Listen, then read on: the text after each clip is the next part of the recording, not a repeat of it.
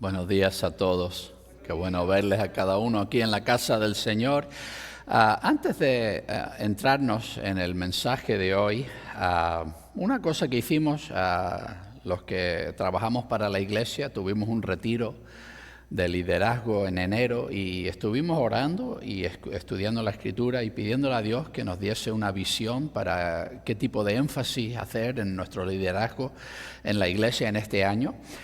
Y sentimos que nos dio este versículo como un versículo lema para el año, que Dios nos estaba diciendo que debíamos animarnos a estudiar la palabra de Dios con intención no solamente de aprender, sino de obedecer lo que Dios nos dice en su palabra. Y entendimos que este versículo explica muy bien por qué queremos hacer eso. Dado que Dios es bueno y todo lo que Él hace es bueno, por eso queremos que Él nos mande, que Él nos instruya, que Él nos dé su ley y sus estatutos. Así que les voy a pedir que se pongan de pie y quiero que cada domingo antes de entrar en el sermón leamos juntos esto y vayamos quizá metiéndolo un poco en nuestra memoria. Pero léanlo junto conmigo. Eres bueno y haces el bien. Enséñame tus estatutos. Salmo 119, 68. Muchas gracias, pueden sentarse. Seguimos en nuestra serie de mensajes, El Gran Rescate, y estoy haciendo un repaso a la Biblia y lo que yo sugiero es que el mensaje de la Biblia es un mensaje de rescate y que por medio de la Biblia Dios está buscándonos y necesitamos ser hallados por Él. Así que hoy vamos a hablar de Noé y lo que Dios escogió. Estaremos en Génesis 6, del 1 al 8, y luego un poco más adelante, del 9, del 8 al 17. La historia es un poco larga, así que he escogido un poquito al principio y un poquito al final, y lo demás lo rellenaré yo para poder cubrirlo en un mensaje. Pero recordemos lo que hemos visto por lo pronto en nuestro repaso a la Biblia, ¿no? Dios creó todo bueno, muy bueno, pero los primeros humanos decidieron desobedecer a Dios y todo cambió. Se les negó la oportunidad de ser inmortales. La creación misma cayó bajo la maldición del pecado. Satanás se convirtió en un enemigo temible, un calumniador que busca solamente nuestra destrucción. Y ahí queda. Nos equivocamos nosotros, la creación se rompió y todos vamos a morir. Ya no hay nada más que contar en esta historia. Vamos a pasar de la expulsión de Adán y Eva del Edén al próximo gran momento en la historia del mundo. Y vamos a ver eso comenzando en el capítulo 6 de Génesis. Así que voy a leer el versículo 1 del capítulo 6. Y sucedió que cuando el hombre se había hecho numeroso sobre la faz de la tierra y le nacieron hijas, los hijos de Dios vieron que las hijas del hombre eran bellas. Y tomaron para sí mujeres de entre todas, cualesquiera escogieran. Y dijo Yahvé, mi espíritu no permanecerá con el hombre para siempre, pues es carne, sus días serán 120 años. Los gigantes estaban en la tierra en esos días y también después, cuando los hijos de Dios vinieron a las hijas del hombre y ellas les dieron a luz hijos. Estos eran los poderosos de antaño, hombres de renombre. Este pasaje es muy conocido y da lugar a mucha especulación. La forma en que la gente entiende estos 4 versículos que acabo de leer varía mucho entre una persona y otra. Pero lo que tenemos aquí es una descripción del problema.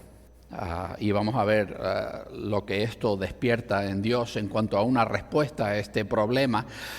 Pero lo que quizá a veces la gente tiene dificultad en entender es de qué exactamente estamos hablando aquí. Y lo que nos confunde bastante, lo que enturbia mucho las aguas de nuestra comprensión de esto, es que en el período intertestamentario, después de que terminó de escribirse el Antiguo Testamento y antes de que comenzase a escribirse el Nuevo Testamento, ahí en medio hay un período como de 500 años, y en ese período los judíos siguieron escribiendo libros con temas religiosos, pero ningún libro que la gente entendiese esto es una revelación de Dios que tenemos que conservar como palabra de Dios. Pero una de las cosas que se escribieron, y este periodo, después de que los judíos regresaron del exilio en Babilonia, allí en Babilonia adquirieron un interés mucho mayor en cosas como ángeles y demonios. A pesar de que en el Antiguo Testamento hay mención de ángeles y demonios, son cosas muy menores, se les da muy poca importancia, se habla muy poco de ello en el Antiguo Testamento, pero en este periodo intertestamentario, las cosas que la gente escribió, casi todo iba de ángeles y demonios. Y contaban grandes historias, y entonces vuelven atrás y miran las historias de Génesis y las amplían y crean toda una gran historia donde hay muchos ángeles haciendo cosas y hay demonios haciendo cosas y todas estas fuerzas. Era como que se les fue un poquito el interés como al universo cinemático de Marvel que nosotros vivimos hoy, ¿no? Querían historias apoteósicas, grandes, con personajes sobrehumanos, y escribieron ese tipo de libros durante ese tiempo. Hay un libro que se escribió en ese tiempo que se llama el libro de Enoch, y supuestamente la forma en que lo escribieron era como que esto lo había escrito Enoch, aunque realmente no se escribió en ese tiempo, mucho más tarde. Y esta historia la cuentan de la siguiente forma, que habían unos ángeles que se rebelaron en contra de Dios y tuvieron relaciones con mujeres y les nacieron unos hijos que eran monstruosos, que eran como semidioses, y eran gigantescos y estaban oprimiendo toda la creación, y entonces Dios envió a sus ángeles y hubo una gran batalla y los ángeles que se habían rebelado son derrotados y son encerrados en cadenas bajo la tierra esperando un juicio final.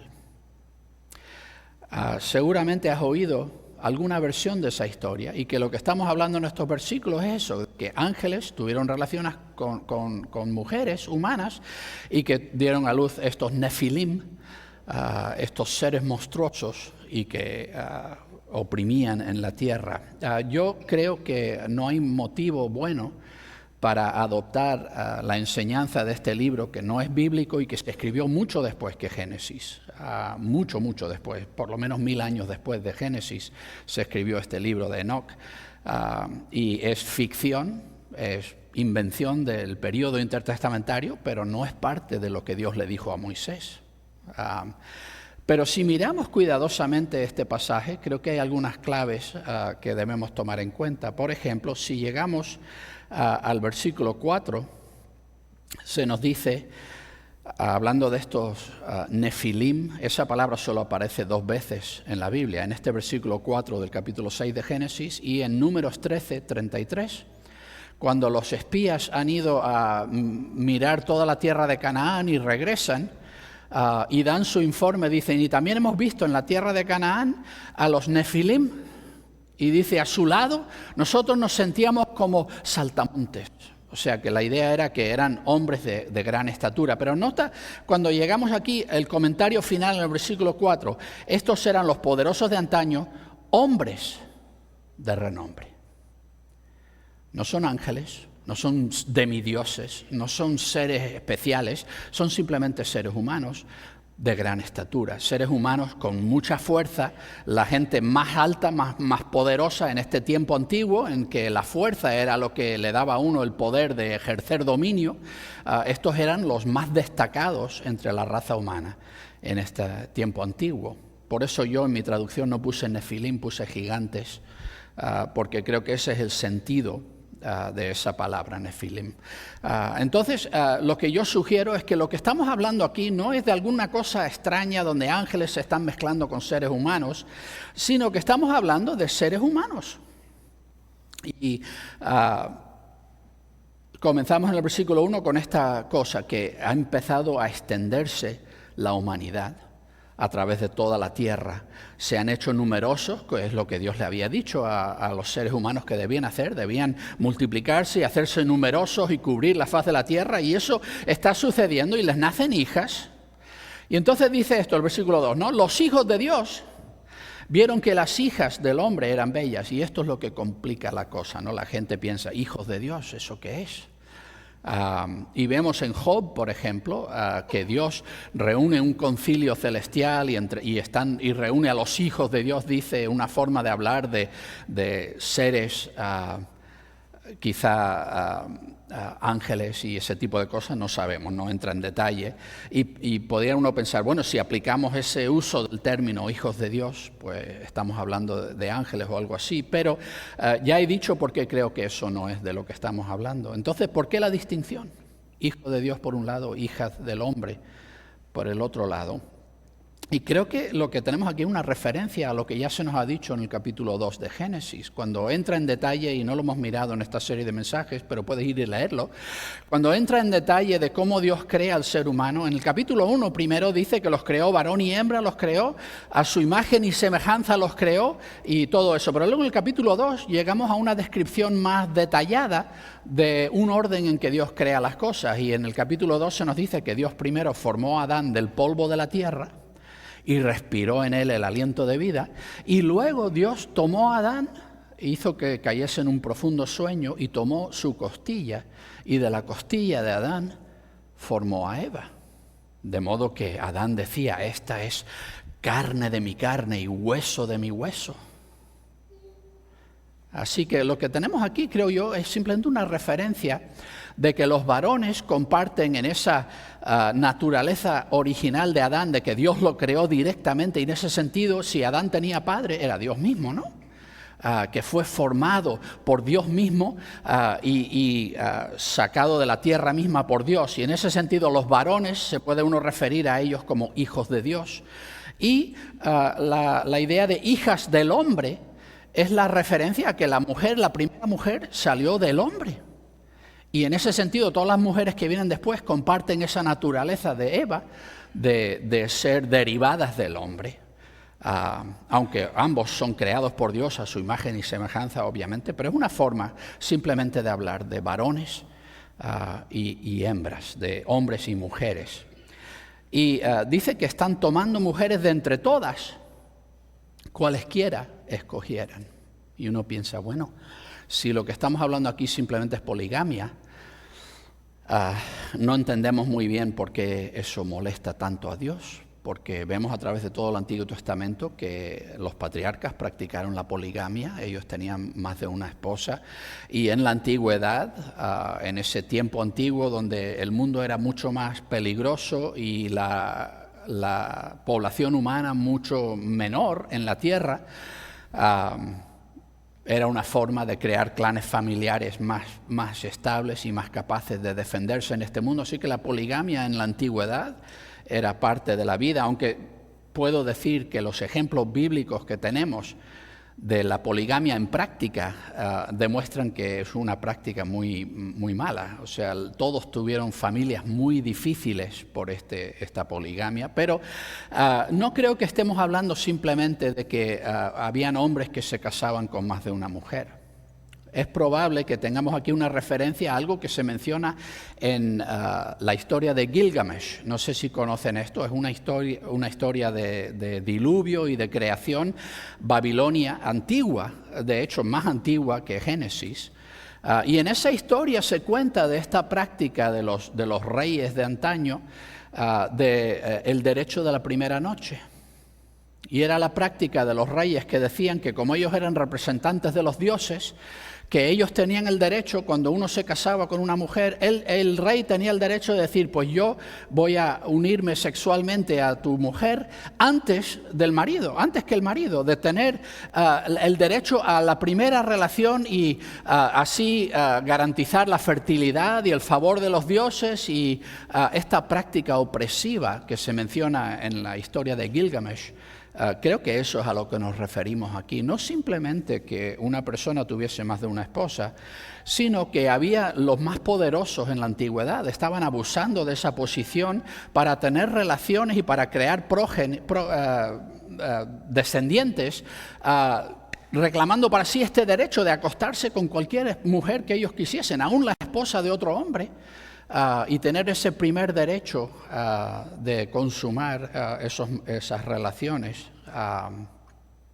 Y esa idea, ¿no? Cualesquiera que quisieran, o sea, la idea de que la gente en la antigüedad estaba usando su poder superior para imponer su voluntad e insertarse en los matrimonios de otras personas de esta forma. Así que vemos la reacción de Dios a esto. Mi espíritu no permanecerá con el hombre para siempre, pues es carne, sus días serán 120 años. Hay al menos dos formas de entender esto. Hay quien piensa, bueno, aquí Dios está diciendo que la gente va a vivir menos tiempo y no va a vivir más de 120 años de aquí en adelante. Pudiera ser eso, y sí notamos que los años que vive la gente en Génesis van decreciendo bastante hasta llegar a lo que tenemos actual como un tiempo de vida que nosotros consideraríamos normal, pero en la antigüedad se describe a personas viviendo cientos y cientos de años. Pudiera ser eso. El problema con eso es que, por ejemplo, Noé vivió hasta los 650. Y aún generaciones más tarde, uno puede decir, no, la primera generación no murió antes de los 120 años porque ya tenían más de eso. Pero es que generaciones más tarde llegamos a Abraham, y Abraham vive 175 años. Así que no parece ser que Dios estuviese diciendo aquí, bueno, de aquí en adelante ya los seres humanos no van a vivir más de 120 años. La otra forma de entenderlo, y creo que quizá tiene más sentido verlo así, es que Dios está diciendo cuánto tiempo va a faltar antes de que Él traiga el diluvio. O sea que Él le va a dar al ser humano 120 años más de vida en la tierra antes de traer el diluvio para destruir la vida en la tierra.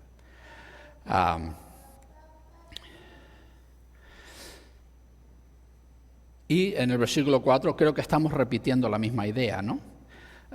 Cuando habla de los gigantes que estaban en la tierra en esos días y también después, es curioso, ¿no? Ya lo vimos que en Números se menciona también a los nefilim, estos gigantes, lo cual indica que no son de la misma raza, no estamos hablando de un clan familiar, porque los nefilim que estamos hablando antes murieron en el diluvio.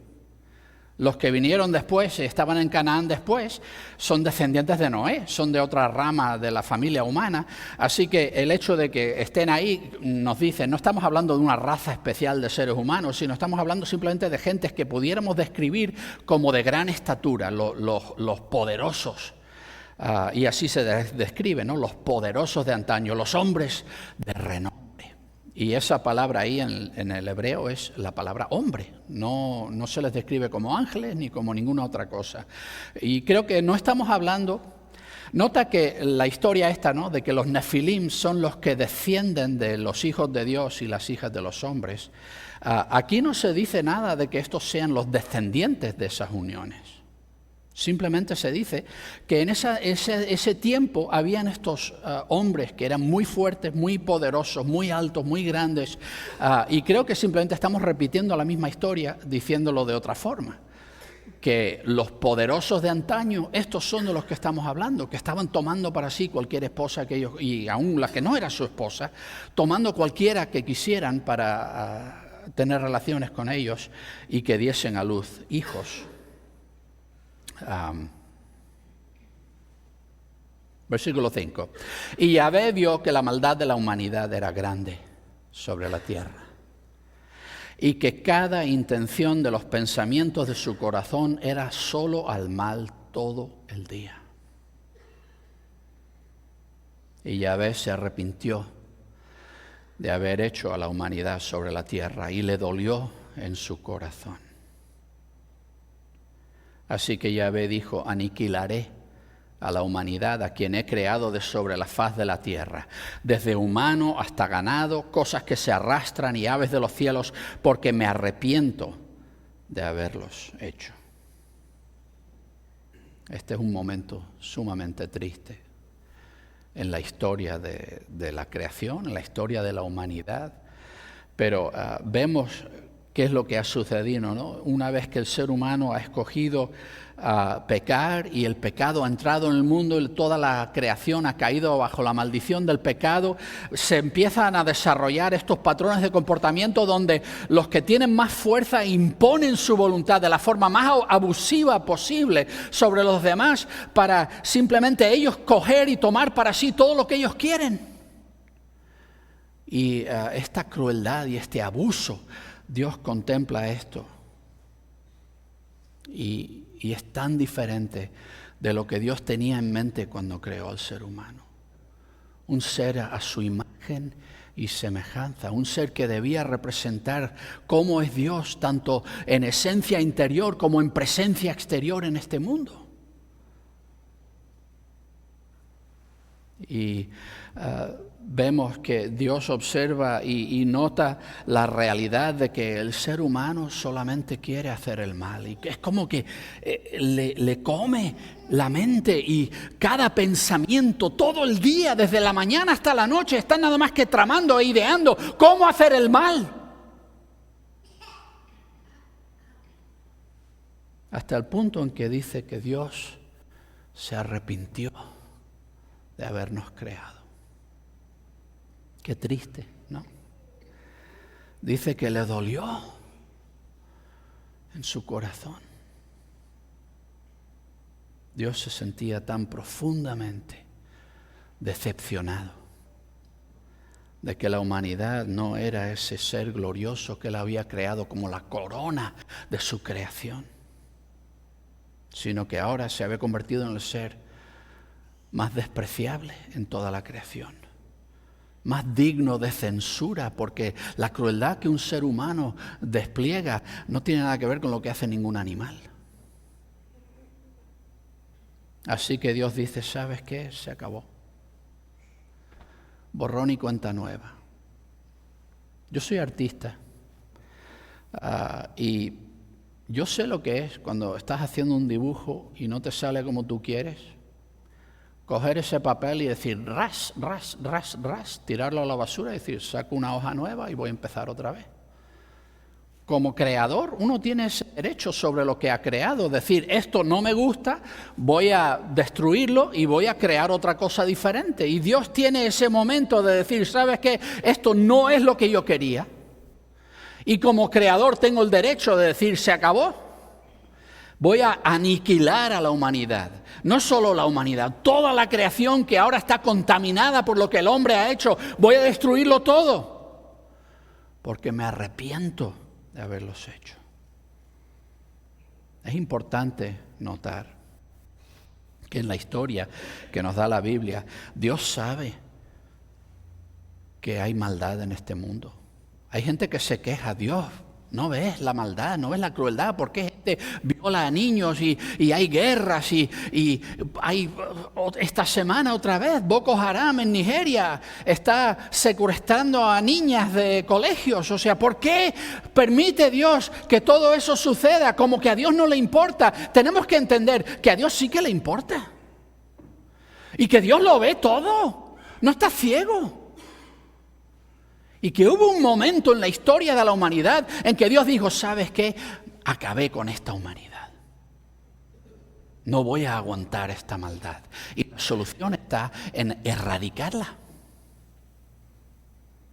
Los ateos se quejan mucho de Dios.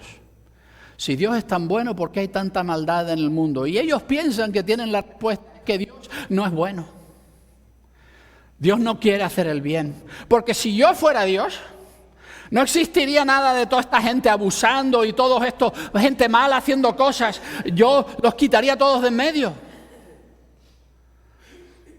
Lo curioso en las listas de cosas que debería hacer Dios de los ateos es que nunca está en esa lista, Dios debería quitarme a mí de en medio.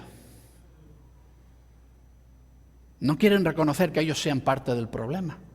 El problema siempre está ahí fuera. Es otro ser humano el que debe ser aniquilado. Yo no.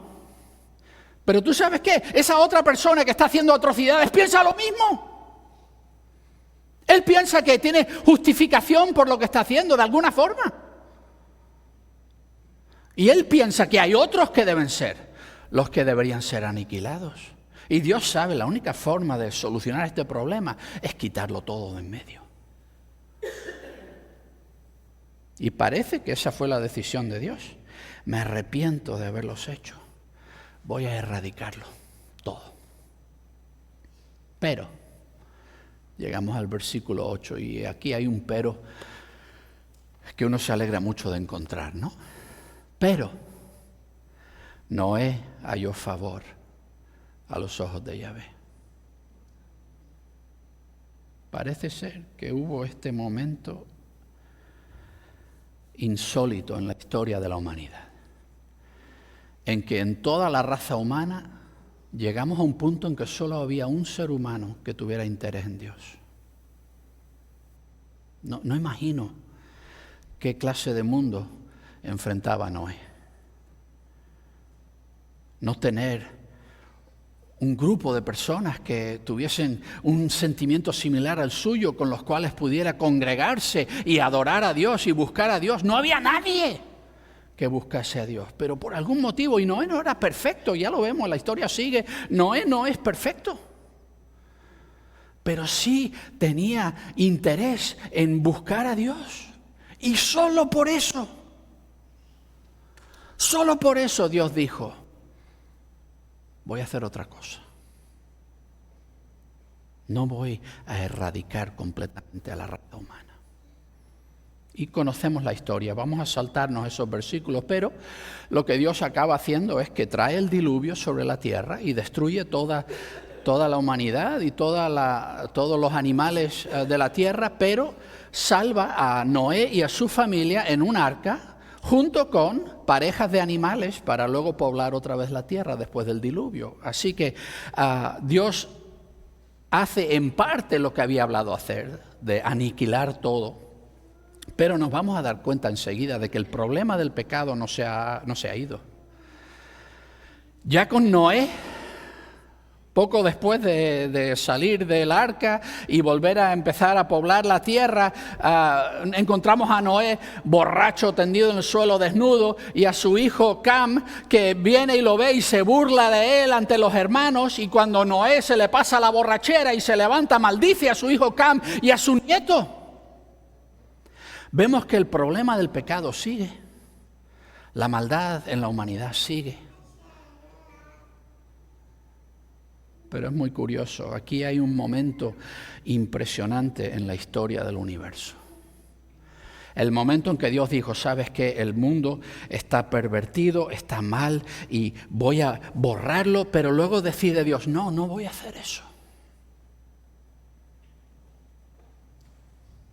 Lo tomamos en el capítulo 9, versículo 8. Después de que ha sucedido el diluvio y Noé y su familia ya han vuelto a salir del arca y están otra vez en la tierra, entonces habló Dios a Noé y a sus hijos con él diciendo: mirad, ahora establezco mi pacto con vosotros y con vuestra descendencia después de vosotros. Este es el primer pacto que aparece en la Biblia. Un pacto es un acuerdo mutuo entre dos partes, en el cual una parte se compromete a ciertas cosas y la otra parte se compromete a otras ciertas cosas. Ahora, este primer pacto de Dios, y en la Biblia hay 5 pactos, pero este primer pacto de Dios no tiene requerimiento ninguno por la parte de la creación. Solamente hay compromiso por parte de Dios. No es condicional. No hay nada que Dios esté exigiendo de la otra parte para Él cumplir su parte. Es una forma en que Dios unilateralmente se compromete con la creación sin exigir nada a cambio. Ahora, otros pactos que vendrán después serán diferentes. Habrá un compromiso mutuo, como en el pacto de la ley con Moisés. Pero este pacto es un pacto en el que Dios, sin exigir nada de la otra parte, se compromete y se ata a sí mismo y da su palabra de algo. ¿Cuál es este pacto? Dice, con vuestra descendencia después vosotros y con vuestra descendencia después de vosotros y con cada alma viviente que está con vosotros, con ave, con ganado y con todo animal salvaje de la tierra con vosotros, desde todos los que salieron del arca hasta todo animal salvaje de la tierra. Establezco mi pacto con vosotros. Nunca más será cortada toda carne por las aguas del diluvio, ni habrá de nuevo diluvio para destruir la tierra. Y desde entonces aquí estamos. No ha vuelto a suceder un diluvio como sucedió en la antigüedad. Y los que piensan que estos son mitos inventados por los antiguos, ¿No te parece extraño que en culturas, en lugares muy diferentes de la Tierra, las historias más antiguas que tenemos de estas culturas, todas hablan de un diluvio? Esto no es un invento, es parte de la historia humana. Cada uno tiene su versión de cómo explican ese diluvio, pero la realidad del diluvio sucedió.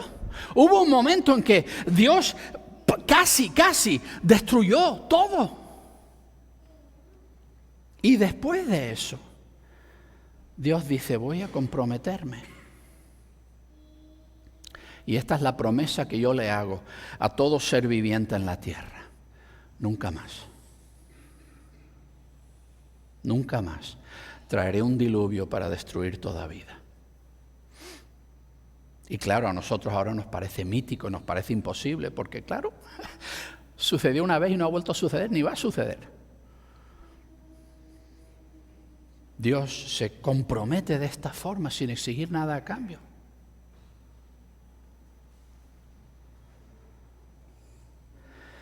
Ahora, he hablado de los 5 pactos en la Biblia. Este primero con Noé y con toda la creación es unilateral. Y en este pacto Dios se compromete a no destruir, pero podríamos pensar, bueno, entonces estamos en las mismas. Si Dios dice no voy a destruir, voy a permitir que sigáis viviendo y el problema del pecado y la maldad sigue siendo una realidad, entonces ¿qué quiere decir eso? Que simplemente vamos a estar viviendo estas vidas bajo el poder del pecado y la muerte y ya está. No va a cambiar nada. Pudiera uno pensar, ahí termina la historia, pero te darás cuenta, estamos todavía en el primer libro de 66 libros en la Biblia. Obviamente Dios tenía mucho más que hacer. No acabó ahí la historia, pero lo primero que Dios dice es no voy a destruir otra vez todo. Voy a permitir que el ser humano y esta creación contaminada por el pecado siga adelante. Y tenemos más pactos. El siguiente pacto lo hace Dios con Abraham y le dice a Abraham, ¿sabes qué? Voy a incrementar tu descendencia, voy a darte una tierra en la cual vivir. Todo eso son medios para un fin y el fin es este. Porque en tu descendencia voy a bendecir a todas las familias de la tierra. O sea que Dios no solamente dice no voy a destruir, lo siguiente que dice en el siguiente pacto es que voy a bendecir. Voy a reintroducir lo bueno que yo inicialmente quería para esta creación. Lo voy a reintroducir de alguna forma por medio de la descendencia de Abraham. Y el siguiente pacto es el pacto de la ley, en la cual Dios dice, tú te comprometes conmigo y yo me comprometo contigo. Tú serás mi pueblo y yo seré tu Dios. Obedece mis mandamientos y yo te voy a dar instrucción para cómo vivir en este mundo. Porque el pecado nos ha robado de esa comprensión instintiva de lo que es el bien. Y Dios tenía que darnos instrucción para ayudarnos a vivir bien en este mundo. Y la ley representa el compromiso de Dios de guiarnos en esta vida. El siguiente pacto. Y el problema con esa ley que Dios dio es que aunque Dios nos dijo cómo debíamos vivir, no somos capaces. No bastaba conocer cuál era la ley, no bastaba saber qué es lo que no debemos hacer, porque todavía nuestro corazón se inclinaba al mal, todavía queríamos hacer al mal. Así que ahí no termina, con el pacto de la ley no termina la cosa. La ley nos describe la justicia, pero no nos da el poder de vivirla. Así que Dios con David hace otro pacto y otra vez habla de su descendencia. Voy a establecer por medio de tu descendencia a un rey eterno. Un príncipe de paz, uno que va a corregir todo lo que está mal en la creación. Lo cual nos lleva al último pacto, el nuevo pacto en Jesucristo. Dios mismo, descendiente de Abraham, entró en este mundo como un ser humano, se encarnó, se hizo hombre y vivió la única vida humana perfecta que se ha vivido jamás en esta tierra. Y se convirtió en el único sacrificio aceptable por el pecado del mundo. Y Él voluntariamente, Dios, se entregó a sí mismo por nuestro pecado. Y rompió el poder del pecado y la muerte. Lo arrastró consigo a la tumba. Esos son los pactos de la Biblia. En este primer pacto vemos el compromiso de Dios. No voy a destruir. ¿Por qué? Porque voy a obrar de tal forma que permita el rescate. voy a obrar para permitir restauración. Así que voy a permitir que vivas esta vida. Y te voy a dar el espacio en esta vida de tomar la decisión de si quieres ser rescatado o no. Y así vivimos en este mundo, rodeados de pecado, infectados de pecado. Pero tenemos este espacio de una vida humana para tomar la decisión de si vamos o no a aceptar el rescate que Dios nos ha ofrecido. Y por eso Dios no nos ha destruido. Por eso seguimos en este mundo y por eso Dios nos ha arrasado con la raza humana. Y todavía hay la maldad y la crueldad que vemos en el mundo porque Dios nos está dando la oportunidad. Nos está dando esa oportunidad de volvernos hacia Él. Y Dios establece una señal visible de este compromiso. Versículo 12. Y dijo Dios, esta será la señal del pacto que hago entre yo y vosotros y entre cada alma viviente que está con vosotros por todas las generaciones, para siempre. He puesto mi arco iris en las nubes y será señal del pacto entre yo y la tierra. Cuando yo haga aparecer nubes sobre la tierra y el arco iris se vea en las nubes, entonces recordaré mi pacto que existe entre yo y vosotros y toda alma viviente de toda carne, y nunca más se harán las aguas un diluvio para destruir toda carne. Cuando el arco iris esté en las nubes, lo veré y recordaré el pacto perpetuo entre Dios y toda alma viviente de toda carne que está sobre la tierra. Y dijo Dios a Noé, esta será la señal del pacto que establezco entre yo y toda carne que está sobre la tierra. Dios no dice aquí que el arco iris no existía antes del diluvio, simplemente dice que después del diluvio dice, ahora voy a establecer que el arco iris va a ser un recordatorio. Ahora, a Dios nunca se le olvida nada, pero quizá a nosotros se nos olvidan cosas. Y estableció el arco iris como un recordatorio cada vez que cae la lluvia y sale el arco iris. Es un recordatorio a nosotros de que Dios se comprometió a sustentar la vida humana en esta tierra. Y que a pesar de que somos malos y crueles y hacemos todo tipo de cosas que no debiéramos hacer, Dios ha escogido permitirnos vivir esta vida para darnos la oportunidad de volvernos hacia Él.